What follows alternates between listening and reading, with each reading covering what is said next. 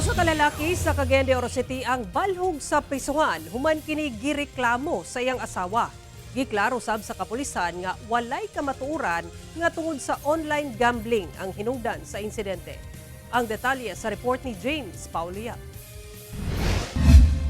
Gidakop sa mga personahe sa Police Station 4 Carmen kining usa ka lalaki nga taga Barangay Balulang sa Cagayan de Oro City human gireklamo sa iyang asawa. Base sa investigasyon sa kapulisan, naglalis ang mag-asawa tungod wala matud pa napakaon sa iyang bana ang ilang mga binuhing iro. Hantod nga miabot kini sa pag-inilugay nila sa usa ka hait nga butang ug nasamdan ang babae. Ang naitabo ato sir, during sa ilang paglalay, so nagilugay sila sa maong bladed weapon. So ang samurai sir kay naman sa handle na murag metal nga sharp nga object. Na-upload siya sir, so dito siya nasamad. So dili tinuod ang report sa social media na nakuha siya sir na tigbasan o gistab. Dugang sa kapulisan nga wala say kamatuoran ang mikatag sa social media nga tungod sa online gambling ang hinungdan sa away sa magtiayon. Sa karon gipasakaan na og kasong paglapas